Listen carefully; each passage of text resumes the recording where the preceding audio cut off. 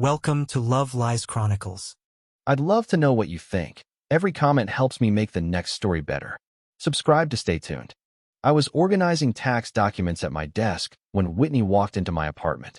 I could tell something was wrong by the way she dropped her bag on the couch. For years together teaches you the signs. Rough day? I asked. She didn't answer right away. Just walked to the kitchen and poured herself wine. That was sign number 2. Trevor got the promotion, she finally said. I'm sorry. I know you wanted that. Wanted it. I deserved it, Russell. I've been there 2 years longer than him. I nodded and went back to my documents. Sometimes she just needed to vent. So I was thinking, she said, coming back into the living room. Let's do something nice this weekend. Take my mind off work. Sure. Where were you thinking? I don't know. Somewhere nice. Not that place you suggested last week. The Italian place in the North End? Exactly. We need to go somewhere with actual atmosphere. Quality, you know? I looked up at her. It has great reviews and reasonable prices. Of course you'd pick the cheap option. She took a sip of wine. You've never really understood quality. Remember when you thought a food truck was a viable business plan? There it was. The first item from the catalog. I set down my pen. That was 8 years ago. I'm just saying, your judgment on these things isn't always reliable. Whitney, I suggested a restaurant. You're bringing up a failed business from when I was 24. I'm just being honest. She sat down across from me. Maybe if you'd gone to a real college instead of community classes, you'd have better instincts about these things. Item number 2. My education got me where I am now. Where you are now. She laughed, but there was no warmth in it. You had to move in with your parents at 25. 25, Russell. Item 3. For 6 months. While I rebuilt. Your car got repossessed. Who lets that happen? Item 4. I stood up. My hands weren't shaking, but something in my chest was tightening. You worked retail, she continued. Retail management, but still. Let's not pretend you've had some impressive trajectory here. Item 5. Face it, Russell. You're not exactly a prize. I've been patient with your history. With all of it. The room went quiet. She was looking at me like she expected me to apologize. To explain myself. To defend my worth the way I always did. Instead, I felt something click into place. You're right about one thing, I said. I did fail at several things. But my biggest failure was thinking you were worth building a life with someone who keeps a scorecard. Time to correct that. She laughed. Don't be dramatic. I'm just being honest. No, you're being honest for once too. This relationship is another item for the failure list. But unlike those other failures, I'm going to fix this one right now. We're done. The laugh died. What? You should go? Take your things tonight, or I'll box them up this weekend. You're really going to throw away 4 years over one argument? No. I'm ending 4 years of being your rehabilitation project. There's a difference. She stood there, waiting for me to take it back. To soften. To explain I was just hurt, and didn't mean it. I walked to the door and opened it. Russell, come on. I'm serious, Whitney. We're done. Please leave. She grabbed her bag and walked out, but she turned back at the threshold. You're going to regret this. I really don't think I will. After she left, I closed the door and stood there for a moment. Then I picked up my phone and started making changes. Netflix password changed. Hulu password changed. Spotify password changed. All accounts were in my name anyway. I called the gym and removed her as my guest. Called the building management and had her guest code deactivated. Then I texted her brother Preston. Whitney and I have ended our relationship. She has belongings here. Please arrange pickup this week. I blocked her on Instagram and Facebook. She'd noticed those immediately. Then I sat down on the couch and realized something. For the first time in months, I felt light. The constant weight of being reminded who I used to be had been exhausting. Now it was just gone. The next morning, I stopped at the Thinking Cup on Tremont Street like I always did on Fridays. Whitney was there, sitting at a table near the window. She saw me come in. Hey, can we talk? I don't think there's anything to discuss. You can't seriously be ending things over me being honest about your past. I ordered my coffee and turned back to her. I'm not ending things over honesty. I'm ending things over weaponization. There's a difference. Weaponization? That's dramatic. I pulled out my phone and opened my notes app. March 15th, argument about vacation budget. You brought up the food truck failure. April 2nd, discussion about my brother's wedding gift. You mentioned my time in retail. April 20th, disagreement about movie choice. You referenced my community college classes. Last night was just the most recent deployment of your ammunition. She stared at me. You've been keeping track? I started 3 months ago when I realized it was a pattern, not isolated incidents. Turns out you averaged 3 references to my failures per week. That's not honesty, Whitney. That's a strategy. A couple at the next table glanced over.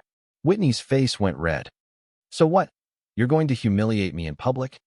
No. I'm going to finish my coffee and go to work. You're welcome to do the same. But we're not having this conversation. I took my coffee to my usual table, opened my laptop, and pulled up my email. Whitney stood there for another 30 seconds, then left. The rest of my workday felt different. Clearer somehow. I sat through a meeting about logistics coordination and actually contributed ideas instead of half listening while wondering what mood Whitney would be in when I got home. I responded to emails without that low-grade anxiety about whether I'd get a text asking where I was or what I was doing. Around lunch, I walked to a sandwich place I'd always wanted to try but never suggested because Whitney would have said something about my taste or my budget. I ordered exactly what I wanted, ate it on a bench near the harbor, and watched boats come in. A guy sat down next to me. Older, probably in his 60s. Beautiful day, he said. It is. You look like a man who just figured something out. I laughed. That obvious? I've been around long enough to recognize the look. Whatever it is, hold on to it. The clarity doesn't always last, but the decision should. He got up and walked away before I could respond. I thought about his words on the walk back to the office. The clarity doesn't always last, but the decision should. I hadn't second-guessed ending things with Whitney. Not once. That had to mean something. My phone started buzzing around 9:15. A text from Whitney. We need to talk about this like adults. I didn't respond. 11:30. You're being ridiculous. 2:45. I called Preston. He thinks you're overreacting. 4:20. Fine. Don't respond. But you owe me a conversation. 6 o'clock. For years, Russell. For years, and you won't even talk to me. 8:30. I'm coming over tomorrow. At 9, I sent my only response. You're welcome to pick up your belongings Saturday between 10 a.m. and noon. Preston can accompany you. I won't be there. Saturday morning, I left my apartment at 9:30 and went to a different coffee shop. I spent the morning compiling everything. Every instance over the last 18 months where Whitney had used my past against me. I had texts, I had dates, I had exact quotes. January 12th. Discussion about saving for a vacation. Whitney said we had to save more because of my credit history. February 3rd. My brother Graham's engagement dinner. Whitney told the table I knew all about taking unconventional paths, making sure everyone knew she meant community college. March 15th. The vacation budget argument. She asked if I remembered the food truck. I kept going through the list. By the time I finished, I had 37 documented instances. I emailed a friend who's a lawyer. Hypothetically, if someone needed to prove a pattern of emotional manipulation in a relationship, what documentation matters? He wrote back within an hour. Dates, specific quotes, witnesses if possible, any written communication. You building a case against someone? Maybe against myself for staying this long. When I got home around 1, most of Whitney's things were gone. She'd left a note on the kitchen counter. You're making a huge mistake. When you're ready to talk like an adult, call me. I threw it away and changed my sheets. Around 3, someone knocked. I looked through the peephole and saw Preston. I opened the door. Hey, can I come in? I let him in and grabbed 2 beers from the fridge. Look, Preston said, taking the beer. I know my sister can be intense, but don't you think you're overreacting? Every couple fights. You remember Thanksgiving at your parents' house? Yeah. Your mom asked what I did for work. Before I could answer, Whitney said I was in logistics now. Before that, retail. Before that, well, she said I'd had a journey. Then she laughed. Your whole family laughed. Preston looked uncomfortable. I don't think your mother even remembers I've been in my current position for 3 years. Because Whitney's narrative is that I'm the guy who failed at things. That's my role. She talks about you all the time. She cares about you. She talks about the version of me that failed. She never talks about the version that got back up. I pulled out my phone and showed him the documentation. Do you know that when I got my current position, her first comment was finally? Not congratulations. Finally. Like I'd been failing to meet a standard. Preston scrolled through the list. The dates, the quotes, the pattern. I didn't know it was this bad, he said quietly. Because she doesn't do it in front of people who might call her out. She does it in private, during arguments, when she wants to win by making me feel small. I'm done feeling small, Preston. He finished his beer and set the bottle down. I'll talk to her. Don't. This isn't about her changing. This is about me finally recognizing a pattern I should have seen a long time ago. After Preston left, I spent the evening cooking myself a real dinner. Chicken, vegetables, rice. I took my time with it. Ate at the table instead of in front of the TV. It felt good. I pulled out an old notebook from the year the food truck failed. I hadn't looked at it in years. The pages were filled with notes about menu ideas, supply costs, location scouting. The handwriting got messier toward the end as stress mounted and money ran out. On the last page, I'd written, failed, but learned, need better capital planning. Need to understand market saturation. Need backup plans. This isn't the end unless I let it be. I'd been 24 when I wrote that. Young enough to bounce back, but old enough to feel like the world was watching me fail. Whitney had watched me fail too. But where I'd seen lessons, she'd only seen ammunition. I flipped through more old journals. The one from when I moved back in with my parents. I'd written, pride hurts more than the actual failure. But Mom and Dad didn't even hesitate. Maybe accepting help isn't weakness. Maybe it's strategy. The journal from my retail management days. Not where I thought I'd be at 27. But I'm learning how to read people, how to motivate teams, how to handle pressure. Skills are skills, no matter where you learn them. Every journal showed me moving forward. Learning, adapting, growing. Whitney had frozen me in those worst moments. In her mind, I was still the guy whose car got repossessed. Still the guy who needed community college instead of a university. Still the guy who failed. She never updated her version of me. I closed the journals and put them back on the shelf. Those weren't who I was anymore. But they were part of how I got here, and I wasn't ashamed of any of it. Sunday, my phone lit up with messages from people in our shared social circle. Melissa, Whitney's college friend. Connor, who I actually knew independently. Amber from Whitney's office. Connor's message said, "Dude, what happened? Whitney says you just shut down." I wrote back, "Connor, I appreciate you checking in. Here's the situation. Whitney has a pattern of bringing up my past failures in every argument. The failed business, moving home, community college, car repo. I documented 37 instances over 18 months. When I asked her to stop, she told me she was just being honest and I should accept my history. So I did. I accepted that staying with someone who uses my lowest moments as ammunition was a failure. And I corrected it." He responded within minutes. "Holy shit. I had no idea. That's not cool, man." I didn't respond to the others. Let them draw their own conclusions. That evening, I cooked again. This time I made pasta from scratch. The kind that takes time and attention. While the water boiled, my phone rang. "Graham." "Hey," I answered. "Preston called me," Graham said. "Told me about you and Whitney." "Yeah. He said you documented everything. That's very you." I laughed despite myself. "What does that mean?" "It means you're methodical. You don't react, you analyze. Then you act. I've always respected that about you." "Thanks, I think." "No, seriously. Remember when I was thinking about dropping out of college? You didn't tell me what to do. You helped me make a pros and cons list. We talked through scenarios. You treated it like a problem to solve, not a crisis to panic about. That was different." "Not really. You've always been the guy who learns from stuff instead of just surviving it. That food truck thing? You turned that into a case study. You literally wrote down everything you learned from it. You remember that?" "Of course I remember. You showed it to me when I was struggling with whether to change my major. You said failure is only permanent if you don't extract the lesson from it." I hadn't thought about that conversation in years. "Whitney never saw that side of you, did she?" Graham asked. "No. She saw the failure, never the extraction." "Then you made the right call, man. You need someone who sees the whole arc, not just the fall." After we hung up, I thought about what he'd said. The whole arc. That's what I'd always try to focus on. Not just the moments of failing, but the recovery, the learning, the forward motion. Whitney had frozen me at the fall and refused to acknowledge the rest. That evening, I cooked again. This time I made pasta from scratch. The kind that takes time and attention. While the water boiled, I thought about the actual failures Whitney loved to catalog. The food truck taught me about market research and capital reserves.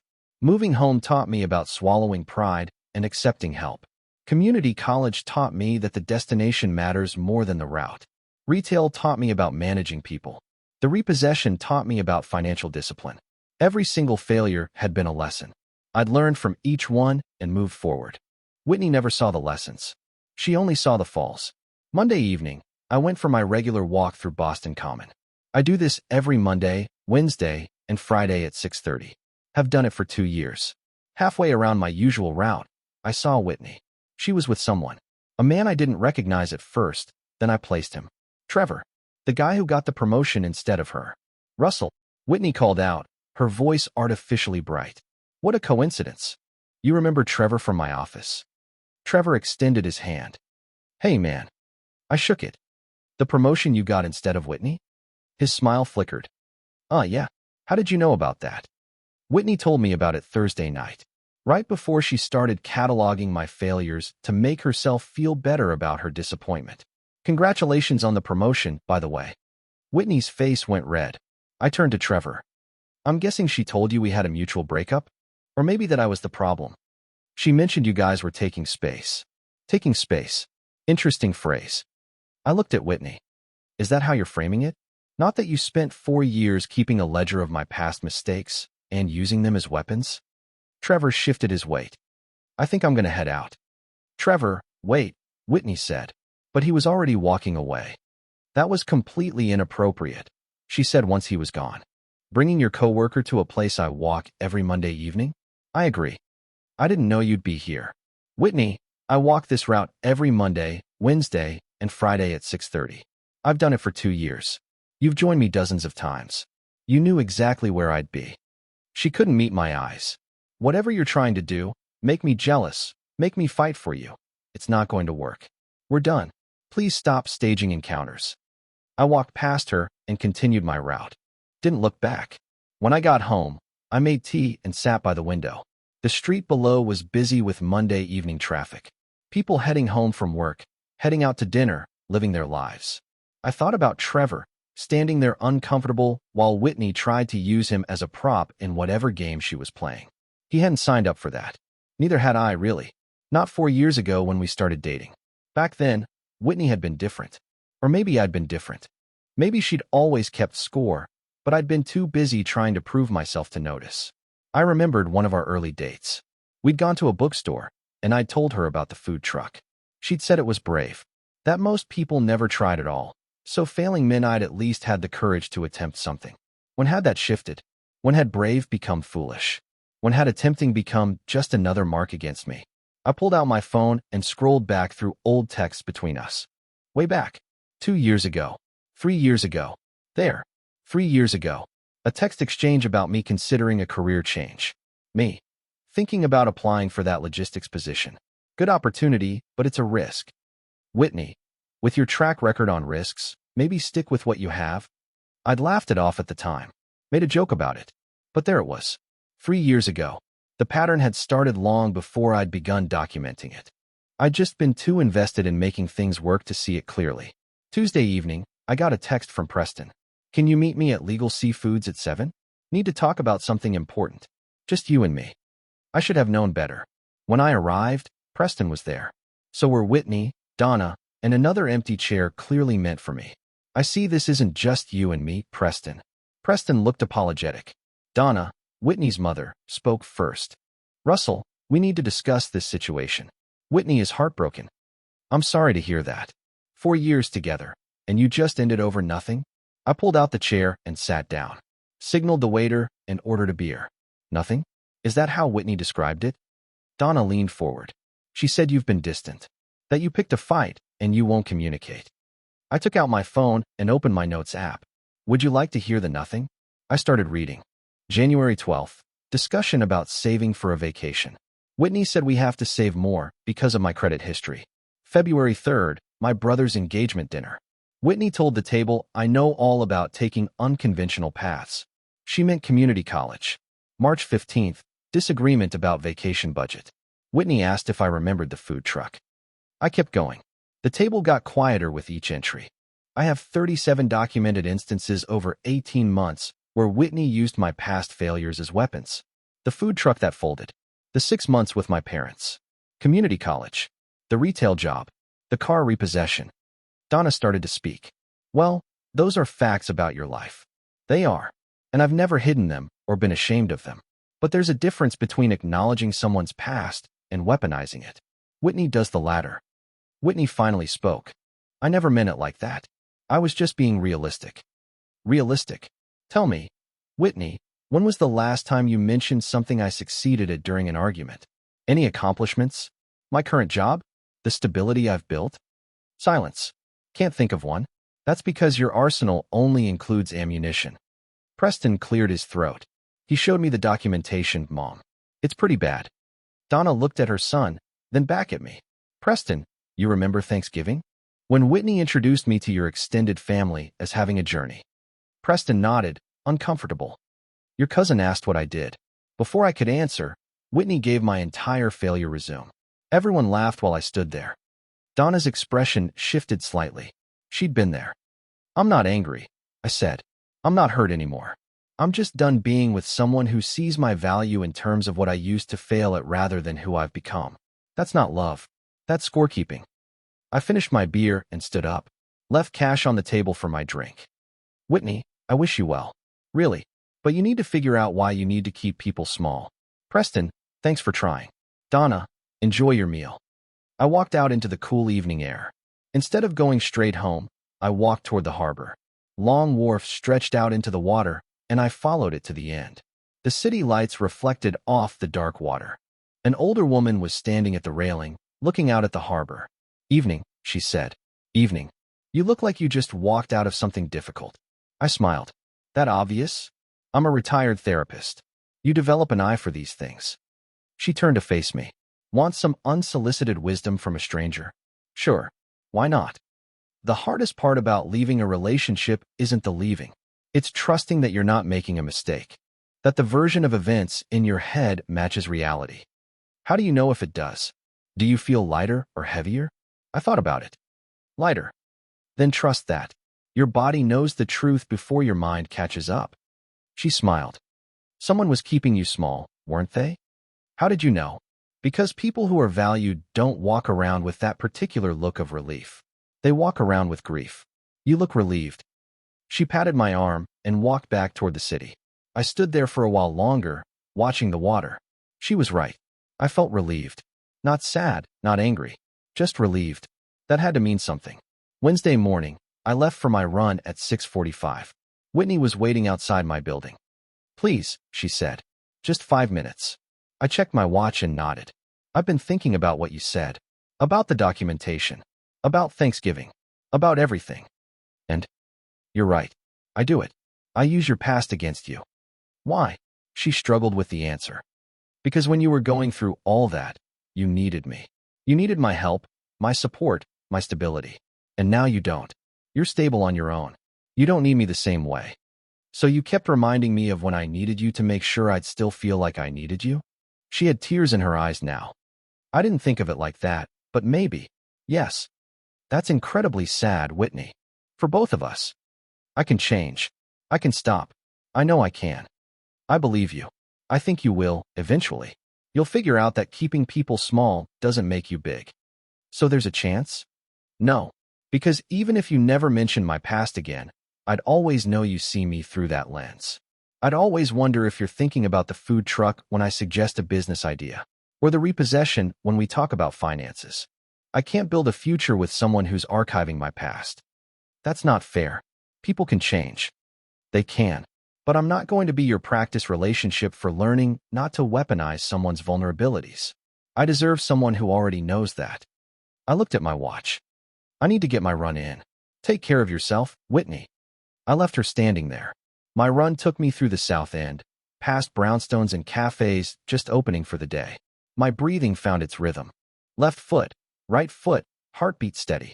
I thought about what Whitney had said, about needing to feel needed, about keeping me small so she could feel necessary. Part of me wanted to be angry about that, but mostly I just felt sad for her. Sad that she'd built her sense of worth on someone else's dependence. Sad that she couldn't see her own value without comparing it to my struggles. A couple jogged past me going the other direction. They were laughing about something, completely in sync with each other's pace. That's what it should look like, I thought. Two people running alongside each other, not one person dragging the other forward while complaining about the weight. I ran past the thinking cup and saw people inside getting their morning coffee. Life continuing. The world turning. Everything moving forward. By the time I got back to my building, my head was clear. Whitney's confession had been honest, maybe even brave. But it didn't change anything. Understanding why someone hurts you doesn't obligate you to let them keep doing it. I stretched in the lobby and headed upstairs. When I got back from my run, there was a box outside my door. Whitney's key to my apartment was taped to the top with a note underneath. I brought everything inside and read the note while I cooled down. Russell, I found a few more things. And I found something else too. A journal from when we first started dating. I read through it this morning. Every entry from that first year talks about how proud I was of you, how impressed I was by your resilience, how much I admired that you didn't let failure stop you. I don't know when I stopped seeing that, or why I started using it against you instead of celebrating it. You're right about everything. I did keep you small because it made me feel necessary. But you never needed me to be better. You already were better. You did that yourself. I'm sorry. Not sorry in a way that asks for another chance, but sorry in the way that means I understand what I did and why it was wrong. You deserved someone who saw your strength, not someone who archived your struggles. I hope you find that person. You've already found yourself, and that's what matters most. I read it twice. There was no satisfaction in being right. No triumph in her understanding. I thought about each failure she'd cataloged. The food truck that taught me about risk and recovery. The 6 months at my parents' house that taught me about humility. The community college courses that taught me the path matters less than the destination. The retail job that taught me about managing people. The repossession that taught me about discipline. Every failure had been a teacher. She just never saw the lessons. I remembered the day the food truck failed. Really failed. Not the slow decline, but the moment I knew it was over. I'd been parked at my usual spot near Faneuil Hall. Lunch rush. 3 customers all morning. I'd sat in that truck and done the math. Rent on the truck, ingredients, permits, insurance. The numbers didn't work. Would never work. Not with this location, not with this menu, not with this model. I'd driven the truck back to the rental lot that afternoon and turned in the keys. 24 years old and feeling like I'd just announced to the world I couldn't cut it. But here's what Whitney never asked about. What happened next? I'd spent 2 weeks analyzing what went wrong. Wrote it all down. Market saturation, location variability, weather dependence, supply chain vulnerabilities. I'd turned my failure into a case study. Then I'd taken that case study to 3 job interviews. Showed them what I'd learned. One of them hired me on the spot for retail management. Said anyone who could extract that much learning from a failure was someone worth investing in. Whitney knew about the food truck. She'd never asked about the analysis after. Never asked what I'd learned. Never asked how I'd turned it into the next opportunity. Same with moving home. She knew I'd lived with my parents for 6 months. She'd never asked what I'd done during those 6 months. How I'd used the time to rebuild my credit, take online courses, network, plan my next move. She just saw the fact of it. Adult man living with parents. Failure. The community college courses? She'd mocked those too. Never asked that I'd taken them while working full-time. Never acknowledged that I'd finished with a 3.9 GPA while managing a retail store and rebuilding my finances. Just saw. Community college, not university. Lesser than. Every failure she'd weaponized had a second half she'd never bothered to learn about. The recovery. The growth. The forward motion. She'd frozen me at the fall and never watched me stand back up. My biggest failure wasn't the business or the car or any of the things she kept score of. My biggest failure was thinking someone who needed to keep score could ever really love the whole person. But I'd learned from this one too. Thursday morning, I was back at the thinking cup. Same table, same routine. My phone buzzed with a text from Graham. Hey, Preston told me what went down. You good? I typed back. Better than I've been in years. Proud of you, man. Want to grab dinner this weekend? Yeah, that sounds good. I looked around the coffee shop. Same place where Whitney had confronted me days ago. But it felt different now. Lighter. A woman at the next table dropped her bag. Papers scattered across the floor. I helped her pick them up. Thank you, she said, smiling. No problem. Simple interaction. No history. No catalog. No scorecard. Just the present moment. I opened my laptop and got to work. The morning sun came through the window, and for the first time in a long time, I felt like myself. Not the version Whitney had archived. Just me. The version who'd learned from falling and gotten back up. That was the version worth keeping. A week later, I was back in my routine. Morning run, coffee at the thinking cup, work, evening walk. The rhythms of my life felt solid again. Mine. Graham and I had dinner on Saturday. We didn't talk much about Whitney. Mostly talked about his wedding plans, about work, about a hiking trip we wanted to take in the fall. Normal brother stuff. On Sunday, I cleaned out the last of Whitney's things from my apartment. A hair tie under the couch, a book on the shelf, a coffee mug in the back of the cabinet. I put them in a box and left it with the building manager in case she wanted to pick it up. Then I rearranged the furniture. Not dramatically, just enough that the space felt like mine again. Moved the couch to face the window.